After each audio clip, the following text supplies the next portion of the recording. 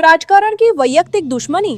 उमेदवारी अर्ज मागे घेतला, निवडणुकीच्या रिंगणातून बाहेर पडला, तरीही त्याला जिवंत सोडलं नाही. आधी गोळी झाडण्याचा प्रयत्न झाला आणि त्यानंतर जे घडलं ते ऐकून तुमच्या अंगावर काटा येईल. भर रस्त्यात छातीवर बसून एका तरुणाचा जीव घेण्यात आला. काय आहे हे संपूर्ण प्रकरण? आरोपींनी पोलिसांना चकवा देण्यासाठी काय प्लॅन केला होता? पाहुयात हा विशेष रिपोर्ट. नमस्कार. अशाच खळबळजनक आणि महत्त्वाच्या बातम्यांसाठी तुमचं विश्वसनीय न्यूज चॅनल लोकबज मराठीला आत्ताच सबस्क्राइब करा आणि बेल आयकॉन नक्की दाबा. सोलापूर जिल्ह्यातून एक अशी बातमी समोर आलीये ज्यानं माणुसकीला काळीमा फासलाय.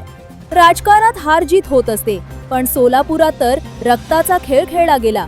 घडलं असं की निवडणुकीसाठी भरलेला उमेदवारी अर्ज या तरुणानं मागे घेतला होता. सर्वांना वाटलं की आता विषय संपला, पण खरी दहशत तर तिथूनच सुरू झाली.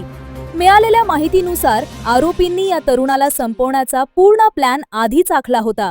बाळासाहेबाने पहिला वार केला, पण तो चुकला. गोळीबार करण्याचा प्रयत्न झाला, पण तिथेही नशीब बलवत्तर म्हणून तरुण वाचला. मात्र आरोपी इतके पिसाळले होते की त्यांनी पाठलाग सोडला नाही. अखेर त्यांनी त्याला गाठलं आणि चक्क त्याच्या छातीवर बसून धारदार शस्त्राने सपासप वार केले. भर दिवसा झालेल्या या घटनेने संपूर्ण सोलापूर जिल्हा हादरून गेलाय. पण गोष्ट इथेच संपत नाही. हत्या केल्यानंतर आरोपींनी अतिशय शातीर डोकं चालवलं. पोलिसांनी पकडू नये म्हणून त्यांनी तातडीने आपापले मोबाईल बंद केले. ते पुण्याला जात असल्याचं भासवून निघाले, पण अर्ध्या वाटेतूनच त्यांनी गाडी कोल्हापूरच्या दिशेने वळवली. त्यांना वाटलं की ते पोलिसांच्या हातावर तुरी देऊन निसटतील, पण पोलिसांनीही आपला जाळं विणलं होतं.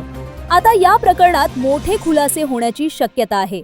नेमकं हे हत्याकांड राजकीय दबावातून झालं की यामागे अजून काही मोठं कारस्थान आहे, याचा तपास आता पोलीस करत आहेत. राजकारणासाठी एखाद्याचा जीव घेणं कितपत योग्य आहे? तुम्हाला काय वाटतं? या आरोपींना कोणती शिक्षा व्हायला हवी? तुमच्या प्रतिक्रिया कमेंट बॉक्समध्ये नक्की कळवा.